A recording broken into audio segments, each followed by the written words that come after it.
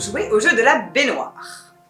Vous allez devoir deviner le nombre de baignoires qu'il faut pour produire les aliments qu'on va vous montrer sur les images. Est-ce que vous avez compris? On va faire un essai.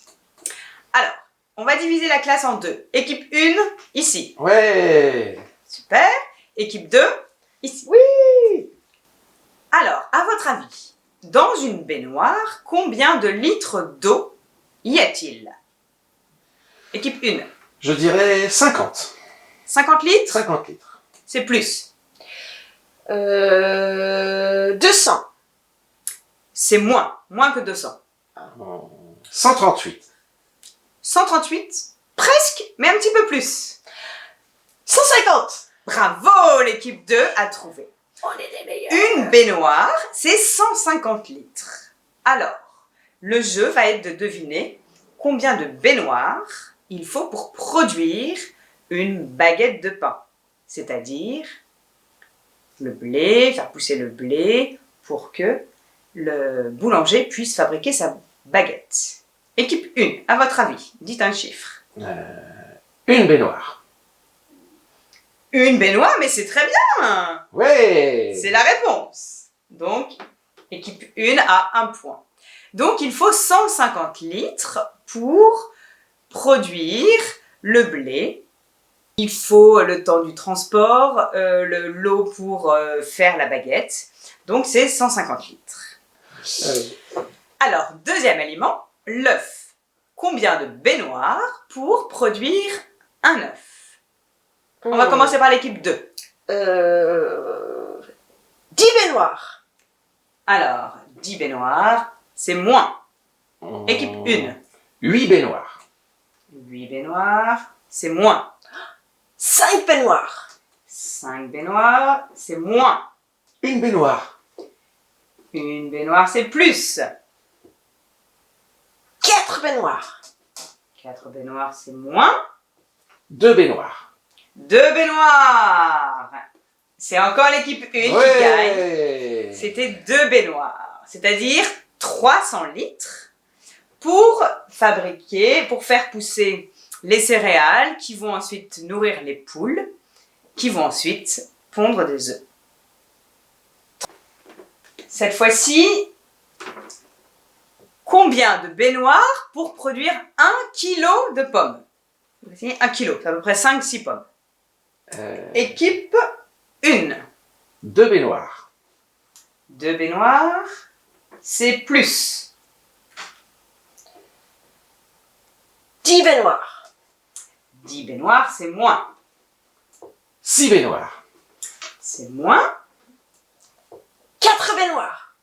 4 baignoires, c'est plus. 5 baignoires.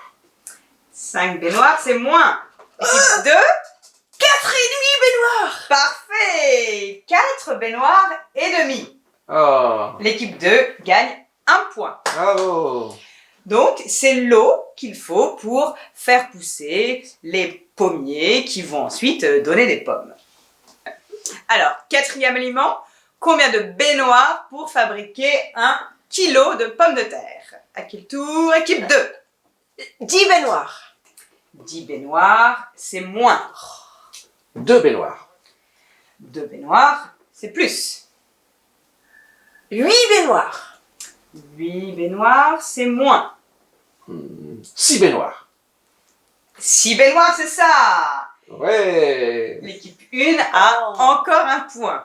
Et dernier aliment, combien faut-il de baignoires pour produire 1 kilo de bœuf?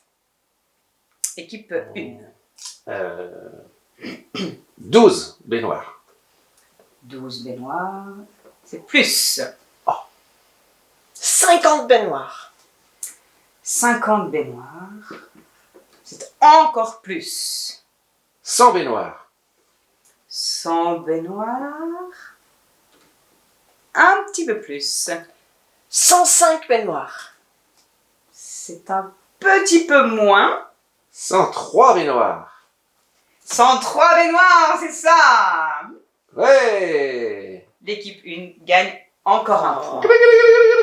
103 baignoires. Donc ça, c'est l'eau qui est nécessaire pour produire peut-être des céréales ou l'herbe qui vont être données à manger en nourriture aux vaches qui ensuite vont faire de la viande.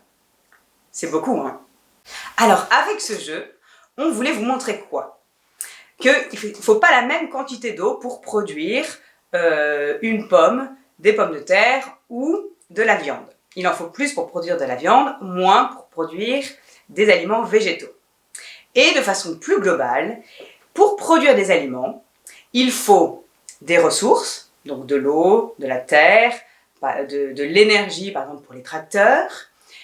Il faut du travail, du temps, du travail des producteurs, du travail des cuisiniers par exemple, et que donc limiter le gaspillage, c'est respecter le don de la nature, de la terre, qui nous donne des aliments, et aussi le travail des producteurs et des cuisiniers. Donc, on essaye de ne pas gaspiller? Oui! Bien sûr. On essaye de ne pas gaspiller. Ouais!